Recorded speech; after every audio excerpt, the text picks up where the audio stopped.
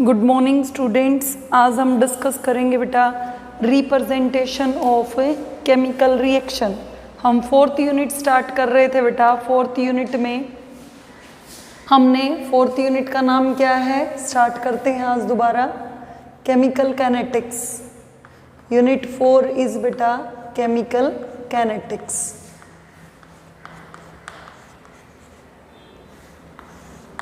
Chemical kinetics के अंदर हमने बेसिक्स टॉपिक्स डिस्कस कर लिए थे बेटा। बेसिक टॉपिक्स में हमने सबसे पहले डेफिनेशन की थी व्हाट इज केमिकल काइनेटिक्स।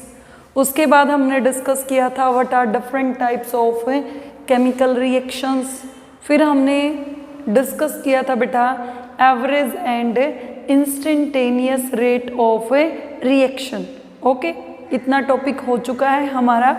आज हम डिस्कस करते हैं बेटा रिप्रेजेंटेशन ऑफ केमिकल रिएक्शन। आज हम डिस्कस करते हैं बेटा representation of chemical reaction. Representation of chemical reaction में देखिए बेटा, हम एक रिएक्शन कंसीडर करते हैं। Let us consider a chemical reaction. एक रिएक्शन लेते हैं बेटा। क्या रिएक्शन है?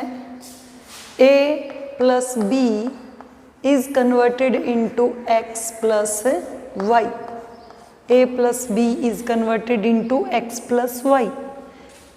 A के लिए stoichiometric coefficient small a, B के लिए स्मॉल b, X के लिए स्मॉल x और Y के लिए स्मॉल y। तो अब देखिए बेटा A और B हमारे क्या हैं, रिएक्टेंट्स, और X और Y क्या हैं बेटा, प्रोडक्ट्स। A और B क्या हैं, रिएक्टेंट्स, और X और Y क्या हैं बेटा, product. With passage of time reactants की कंसंट्रेशन तो क्या होती है बेटा, डिक्रीज, और प्रोडक्ट की कंसंट्रेशन क्या होती है, इंक्रीज। क्योंकि रिएक्टेंट की कंसंट्रेशन टाइम के साथ घटेगी बेटा, तो ये डिसअपीयर होंगे या ये क्या होंगे, नेगेटिव साइन के साथ शो, क्योंकि इनकी कंसंट्रेशन टाइम के साथ क्या हो रही है बेटा, डिक्रीज। उसके बाद जो प्रोडक्ट है, प्रोडक्ट की कंसंट्रेशन टाइम के साथ साथ धीरे धीरे रिएक्टेंट कन्वर्ट होते जाएंगे किसमें, प्रोडक्ट में। तो प्रोडक्ट की कंसंट्रेशन टाइम के साथ क्या होती है बेटा, इंक्रीज। क्या होती है, इंक्रीज। इंक्रीज के लिए हम मैग्नीट्यूड वाइज क्या साइन यूज करते हैं, पॉजिटिव। तो देखिए बेटा सबसे पहले हम डिस्कस करते हैं rate of reaction. Rate of reaction में देखिए बेटा delta is the change molar concentration of reactant A with change in time is equal to change in molar concentration of reactant B with change in time is equal to change in square bracket is molar concentration of X with change in time is equal to change in molar concentration of product Y with change in time. Delta represent कर रहा बेटा change, square bracket is molar concentration of product of reactant with change in time. यही क्या थी हमारी rate of reaction. अब देखिए बेटा रिएक्टेंट की कंसंट्रेशन टाइम के साथ क्या होती है, डिक्रीज, और प्रोडक्ट की कंसंट्रेशन टाइम के साथ क्या होती है, इंक्रीज। जो स्टोइचियोमेट्रिक कोएफिशिएंट है उसका हम क्या कर देते हैं, इनवर्स 1/a, 1/b, 1/x और 1/y। 1/x और 1/y मतलब जो ये स्टोइचियोमेट्रिक कोएफिशिएंट है इनका हम क्या ले लेते हैं, रेसिप्रोकल। स्टोइचियोमेट्रिक कोएफिशिएंट का हम क्या ले लेते हैं बेटा, रेसिप्रोकल। अब एक और चीज बेटा, अगर हमें किसी पर्टिकुलर रिएक्टेंट या प्रोडक्ट की रेट निकालनी है, किसी पर्टिकुलर की, पूरी की निकालनी है, तो ये स्टोइचियोमेट्रिक कोएफिशिएंट हमने क्या किए हैं, ऐड किए हैं। अब देखिए अगर हम निकालें रेट ऑफ डिसअपीयरेंस ऑफ, हम क्या निकालें, rate of disappearance of reactant A और बी है ना reactant, rate of disappearance of reactant A किसके इक्वल होगा? देखिए बेटा, रिएक्टेंट की कंसंट्रेशन टाइम के साथ डिक्रीज हो रही है तो negative sign, minus d A decrease in molar concentration of reactant with change in time. इसी तरह नेक्स्ट आइए बेटा, rate of disappearance of reactant B, दूसरा रिएक्टेंट क्या है हमारा? B is equal to minus d B by d t, is equal to minus d B by d t. उसके बाद देखिए बेटा, डिसअपियर तो क्या होंगे, मतलब खत्म होते जाएंगे रिएक्टेंट, और अपीयर या फॉर्म क्या होते जाएंगे? प्रोडक्ट। उसके बाद देखिए, रेट ऑफ डिसअपियरेंस नहीं, चाहे इस चीज को अपीयरेंस कह दीजिए या क्या कह दीजिए, फॉर्मेशन। रेट ऑफ अपीयरेंस मतलब जैसे जैसे रिएक्टेंट कोलाइड करते जाएंगे किस में कन्वर्ट होंगे? प्रोडक्ट में। Rate of formation of product x, rate of formation of product x किसके इक्वल होगा? देखिए बेटा, एक्स रिएक्टेंट ए और बी कंबाइन करके प्रोडक्ट एक्स और वाई में, तो प्रोडक्ट एक्स फॉर्म होगा तो किसके इक्वल हो जाएगा? ये प्लस, क्योंकि प्रोडक्ट की कंसंट्रेशन टाइम के साथ क्या होती है? Increase, plus d X by d t, plus d X by d t. उसके बाद रेट ऑफ फॉर्मेशन और अपीयरेंस ऑफ प्रोडक्ट, दूसरा प्रोडक्ट क्या है? वाई, तो ये क्या हो जाएगी? Plus d Y by d t. मतलब क्या है, हम कंसंट्रेशन में चेंज के लिए या तो सिंबल क्या यूज कर सकते हैं बेटा? Delta. Delta is representing large change, but हम स्मॉल डी टर्म भी यूज कर सकते हैं। डी बी क्या रिप्रेजेंट कर रहा है बेटा? एक चेंज को। डी बी क्या रिप्रेजेंट कर रहा है? एक चेंज को। तो फिर रिपीट कर रही हूं बेटा मैं, अगर हमें एक पर्टिकुलर रिएक्टेंट की डिसअपियरेंस या फॉर्मेशन निकालनी है तो स्टोइचियोमेट्रिक कोएफिशिएंट ऐड नहीं होंगे, और अगर हमें पूरी रिएक्शन की रेट निकालनी है तो उसके अंदर स्टोइचियोमेट्रिक कोएफिशिएंट क्या होते हैं बेटा? उसके अंदर स्टोइचियोमेट्रिक कोएफिशिएंट होते हैं ऐड। तो इस तरह हम किसी भी रिएक्शन की क्या फाइंड आउट कर सकते हैं? रेट। क्या फाइंड आउट कर सकते हैं बेटा? रेट। उसके बाद डिस्कस करते हैं बेटा हम डिफरेंट तरह के एग्जाम्पल्स कि कैसे किसी भी रिएक्शन की रेट, ये तो हमने बेसिक कर लिया कि we have to apply in this manner, we have to apply in this manner. अब हम डिस्कस करते हैं बेटा कैसे हम डिफरेंट तरह के पाथवेज को फॉलो करते हुए डिफरेंट रिएक्टेंट्स की रिएक्शन को फाइंड आउट करते हैं। जैसे हमने एक रिएक्शन ली बेटा, for example 2N2O5 is converted into 4NO2 plus O2, ये रिएक्शन है। This is die nitrogen pentoxide, this is nitrogen dioxide and this is oxygen gas. All physical state wise are gaseous, so we use subscript gas in their bracket।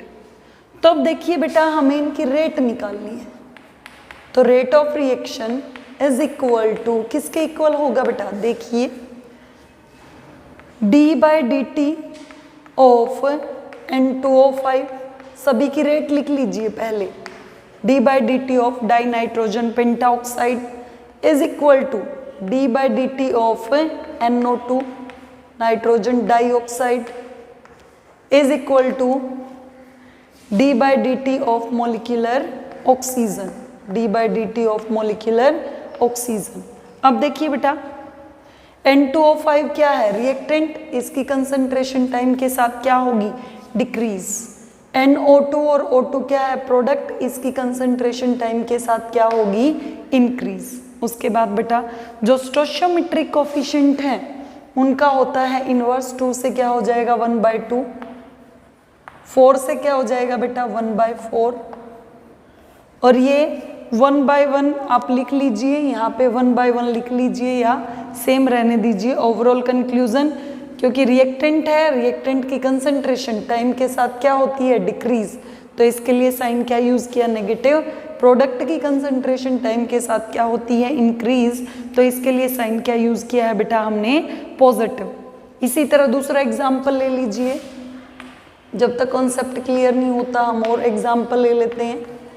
Nitrogen gas on combining with hydrogen gas is converted into ammonia gas.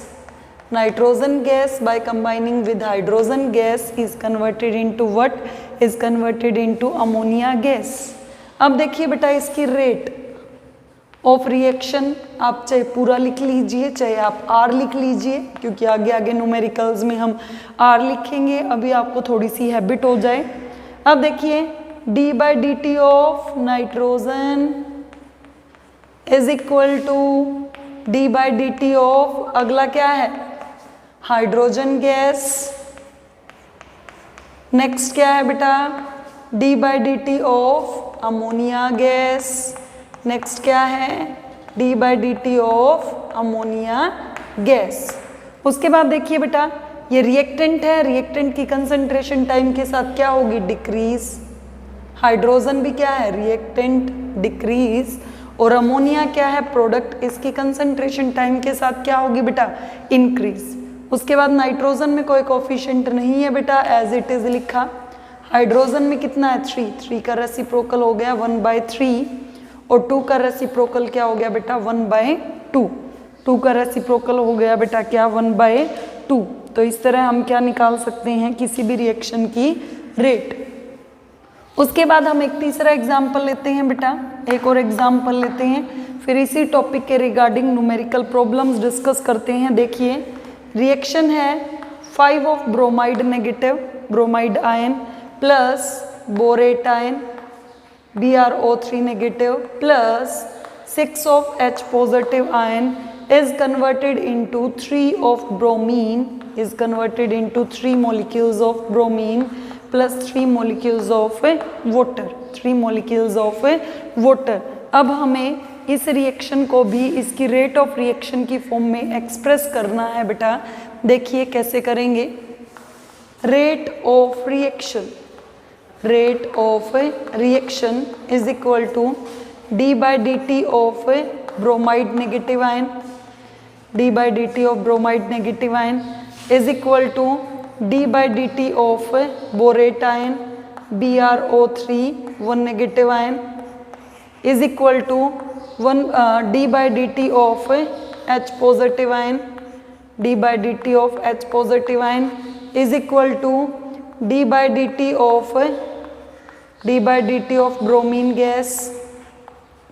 और इसके बाद क्या है हमारा, is equal to d/dt of water, is equal to d/dt of water. उसके बाद reactant कौन कौन से हैं, देखिए बेटा bromide, borate and H, bromide, borate and H, इनके साथ क्या यूज कर दिया, नेगेटिव साइन। बचे हुए प्रोडक्ट हैं तो इनके लिए क्या यूज कर दिया हमने, पॉजिटिव साइन। फिर स्टोइचियोमेट्रिक कोफिशिएंट रह गया, इसका 5 है तो क्या हो जाएगा 1/5, ये 1 है एज इट इज रहा। इसका 6 है बेटा तो ये क्या हो जाएगा 1/6। उसके बाद इसका 3 है तो ये क्या हो जाएगा प्लस 1/3। इसका कितना है, इसका भी 3 है तो इसका भी स्टोइचियोमेट्रिक कोफिशिएंट हम आगे ऐड कर देंगे प्लस 1/3। ठीक है, तो ओवरऑल कंक्लूजन, रिएक्टेंट की कंसंट्रेशन टाइम के साथ क्या होती है बेटा, इंक्रीज। तो इसके लिए डिक्रीज, रिएक्टेंट कह रहे थे हम, रिएक्टेंट की कंसंट्रेशन टाइम के साथ क्या होती है, डिक्रीज। तो इसके लिए हम साइन क्या यूज करते हैं, नेगेटिव। और प्रोडक्ट की कंसंट्रेशन क्योंकि टाइम के साथ बढ़ती है बेटा, इंक्रीज होती है, तो इसके लिए हम साइन क्या यूज करते हैं, पॉजिटिव। इसके लिए हम क्या साइन यूज करते हैं, पॉजिटिव। इसके बाद इसी कॉन्सेप्ट से रिलेटेड हम कुछ न्यूमेरिकल्स करते हैं, बोर्ड में कई बार पूछे जाते हैं बेटा। जैसे क्वेश्चन है बेटा, स्टेटमेंट नोट कर लेते हैं हम, express the rate of following reaction. Statement note करते हैं हम, क्वेश्चन देखिए, express the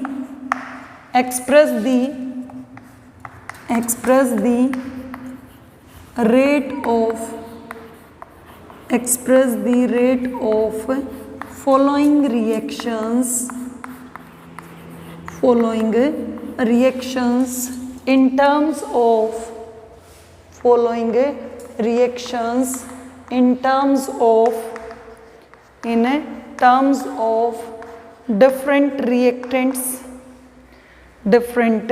reactants and products, in terms of different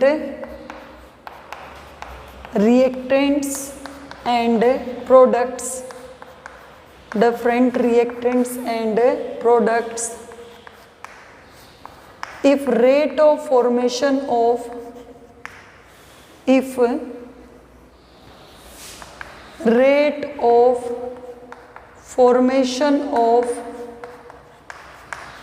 nitric oxide,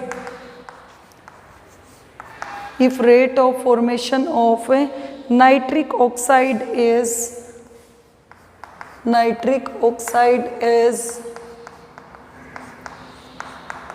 कितनी दे रखी है बेटा 3.6 इंटू 10⁻³ मोल पर लीटर पर सेकेंड। क्या कैलकुलेट करना है आपको? Calculate rate of disappearance of ammonia, calculate rate of, first part क्या कैलकुलेट करना है? Rate of disappearance of ammonia,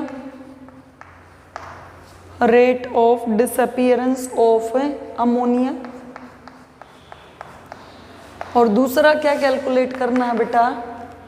rate of formation of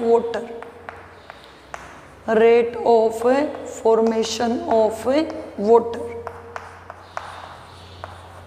reaction दे रखी है आपको एक बेसिक रिएक्शंस की फॉर्म में। बेसिक रिएक्शन है 4 of ammonia plus 5 of O2 is converted into what? Is converted into 4 of NO nitric oxide plus 6 of water। ये equation है बेटा कि अमोनिया गैस ऑक्सीडेशन से विद एडिशन ऑफ ऑक्सीजन किस में कन्वर्ट हो जाएगी? Nitric oxide plus 6 molecules of water में। तो देखिए बेटा स्टेटमेंट, गिवन रिएक्शन को जिसमें अलग अलग रिएक्टेंट हैं और प्रोडक्ट हैं, rate of formation of nitric oxide दे रखी है क्या? 3.6 into 10⁻³ moles per litre per second. आपको क्या फाइंड आउट करनी है? आपको फाइंड आउट करनी है बेटा rate of disappearance of ammonia and rate of formation of water. इसके लिए बेटा सबसे पहले निकालिए क्या? Rate of reaction. Rate of reaction देखिए बेटा किसके इक्वल हो जाएगी? हम कई बार कर रहे हैं बार बार कि रेट ऑफ रिएक्शन में हम स्टोइचियोमेट्रिक कोएफिशिएंट भी किसी भी रिएक्शन के लिए क्या करते हैं? किसी भी रिएक्शन के लिए ऐड करते हैं बेटा। तो देखिए रेट ऑफ रिएक्शन क्या हो जाएगी? -1/4 d/dt ऑफ अमोनिया। अब 3 एग्जाम्पल कर चुके हैं तो हम पूरा लिख दें कि रिएक्टेंट है तो डिक्रीज होगी, कोफिशिएंट का इन्वर्स कर दिया, साथ में d/dt of ammonia is equal to -d/dt of oxygen is equal to +1/4 d/dt of nitric oxide is equal to +1/6 d/dt of water, +1/6 d/dt of water. अब हमें किसी भी रिएक्शन की अगर रेट निकालनी होती तो किसी भी कोफिशिएंट, रेट में बार बार बता रही हूँ बेटा स्टोइचियोमेट्रिक कोफिशिएंट भी इंक्लूड होंगे। अब क्या दे रखा है? If the rate of formation of nitric oxide, rate of formation of nitric oxide एक की दे रखी है बेटा, तो d/dt ऑफ क्या दे रखा है? नाइट्रिक ऑक्साइड कितना दे रखा है बेटा? 3.6 इंटू 10⁻³ मोल पर लीटर पर सेकेंड। ठीक है, एक का दे रखा है तो स्टोइचियोमेट्रिक कोफिशिएंट इंक्लूड नहीं होंगे। सिर्फ यही चीज याद रखनी है आपको। अब देखिए बेटा हमें किसकी दे रखी है? हमें नाइट्रिक ऑक्साइड की दे रखी है। Rate of formation of nitric oxide हमें निकालनी किसकी है बेटा? Rate of disappearance of ammonia, मतलब d/dt ऑफ क्या निकालनी है हमें? अमोनिया। अब एक चीज दे रखी है, दूसरी उसके इक्वल है, कंपेयर कर सकते हैं। लिखिए 1/4 d/dt of ammonia is equal to 1/4 d/dt of nitric oxide, d/dt of nitric oxide. तो देखिए बेटा 1/4 से ये 1/4 क्या हो जाएगा? कैंसिल आउट हो जाएगा। तो d/dt ऑफ नाइट्रिक ऑक्साइड कितनी दे रखी है आपको? 3.6 इंटू 10⁻³ मोल पर लीटर पर सेकेंड, 10⁻³ मोल पर लीटर पर सेकेंड। तो यही क्या होगी बेटा आपकी? अब आपका डाउट ये होना चाहिए था मैडम इधर तो नेगेटिव है इधर पॉजिटिव, हमें सिर्फ रेट निकालनी है। ये पॉजिटिव और नेगेटिव साइन सिर्फ क्या शो कर रहे हैं कि रिएक्टेंट की कंसंट्रेशन टाइमली डिक्रीज हो रही है और प्रोडक्ट की कंसंट्रेशन टाइमली क्या हो रही है? इंक्रीज। तो 1/4 से 1/4 कैंसिल हो जाएगा। d/dt ऑफ NO दे रखी है बेटा कितनी? 3.6। तो ये इसके क्या आ गई? इक्वल। उसके बाद देखिए बेटा हमें एक और चीज़ निकालनी है, d/dt ऑफ वाटर, वाटर की फॉर्मेशन की रेट। अब हमें क्या निकालना है? ये rate of formation of water, rate of formation of water. अभी हमने अमोनिया निकाल लिया बेटा, d/dt ऑफ अमोनिया निकाल लिया हमने कितनी? 3.6 इंटू 10⁻³ क्या हम ये सारे एक दूसरे के इक्वल हैं? क्या हम इस अमोनिया की रेट को वाटर के या नाइट्रिक ऑक्साइड की रेट को वाटर के इक्वल रख सकते हैं? कोई भी रख लीजिए बेटा। हमने रख दिया 1/4 d/dt of ammonia is equal to 1/6 d/dt of water is equal to 1/6 d/dt of water. अब हमें क्या निकालना बेटा? d/dt of water. ये 1/6 इधर आके डिवाइड से क्या हो जाएगा? मल्टीप्लाई। तो 1/4 इंटू 6 और d/dt ऑफ अमोनिया निकाल के आए हैं बेटा कितना? That is equal to 3.6 into 10⁻³ moles per litre per second. ये कितना? 2 से कट जाएगा, ये 3 से। ओके ये कितना हो गया? 1.8। तो 1.8 को अगर आप 3 से मल्टीप्लाई करते हैं बेटा तो सोल्व करके कितना आ जाएगा? 5.4 इंटू 10⁻³ मोल पर लीटर पर सेकेंड। कितना आ जाएगा बेटा? 5.4 इंटू 10⁻³ मोल पर लीटर पर सेकेंड।